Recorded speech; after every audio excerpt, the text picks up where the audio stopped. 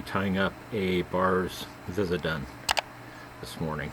Got a size 14 hook in the vise, 14 sheer tan thread.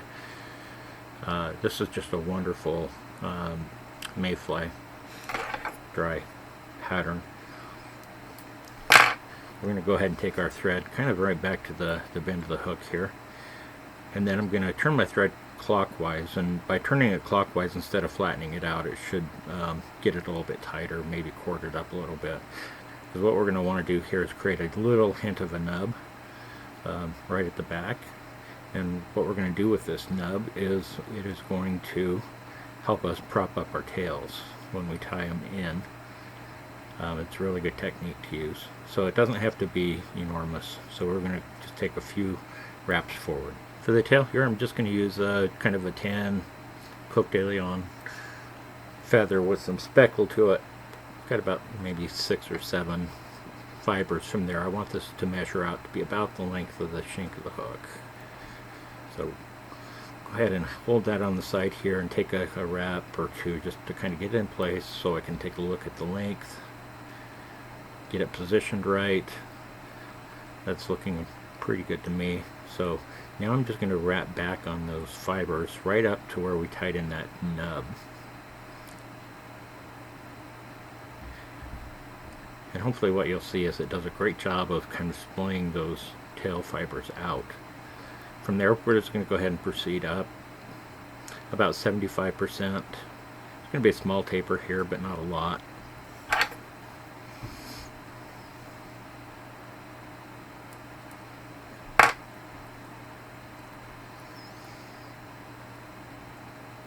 Clean that up a little bit. We'll move back down towards the back. For the dubbing, I'm going to use some tan Superfine.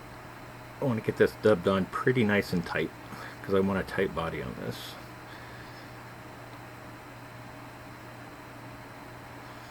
Once I've got that kind of on, you'll note that I have some bare thread there right up against the hook. That allows me to kind of travel back without putting any dubbing down, back towards where those tails are. And then I'm just going to take wraps forward, again just trying to keep this as a pretty narrow body. So I'm going to wrap back into this just a little bit and then bring it back forward again, and that's just going to give that subtle hint of a taper. And I'm going to go ahead and move up behind the eye just to get us a thread base down on this hook. Next thing we're going to do is tie in a wing, so I'm going to bring this back to where I want to tie that wing in. So for the wing, I'm just going to use some white poly.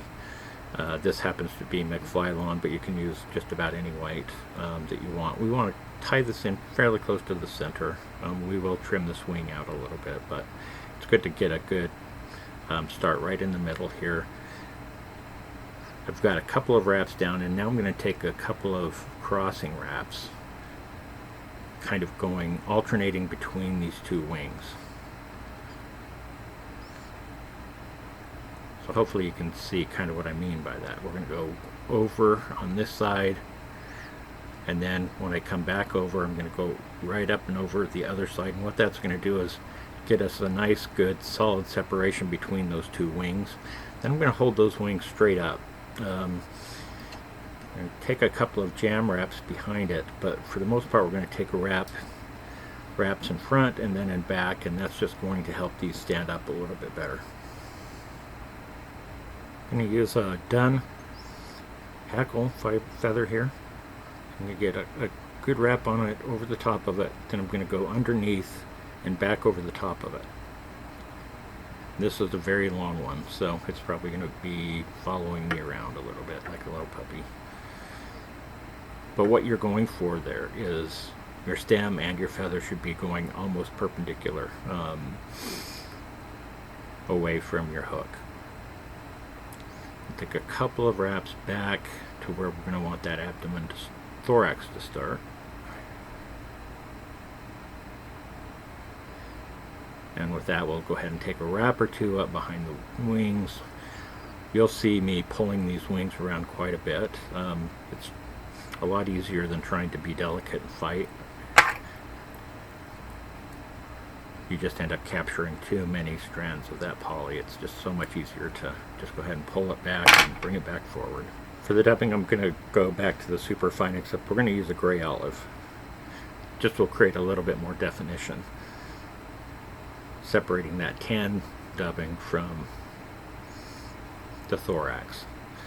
I'm going to go ahead and take a few wraps of this dubbing here, and then I'm going to do some cross wraps right through the center of that wing, going back and forth, and that's just going to cover up some of those thread wraps. And I'm going to pull both of those wings backwards a little bit, and we'll just go ahead and finish off with that dubbing here. So at this point I'm going to take those wings once more, kind of pull them forward, hold our hackle pretty straight up.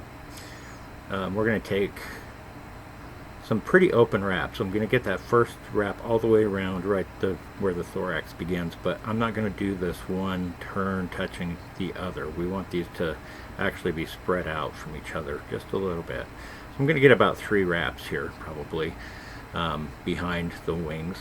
Then I'm going to pull those wings backwards. We're going to take this next wrap in front of the wings, and I'll probably only have 1 or 2 wraps here.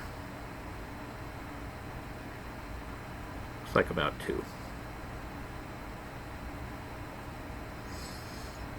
So once I've got those wraps in place, we're going to go ahead and secure our hackle feather down by taking a wrap over the top of the stem.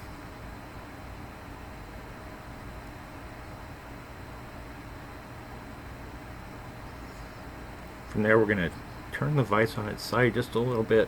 I want to just get right at the base of that stem. I'm going to finish off with just a little bit more dubbing here. I'm going to use that same olive gray that we used for the thorax. I'm going to try to pull as much of that backwards as I can as we take a couple of wraps with this dubbing. I'm going to go backwards to kind of build up a little bit of a head here that's made out of just dubbing. And we're going to go behind our eye. With that, I'm going to whip finish before I lose everything.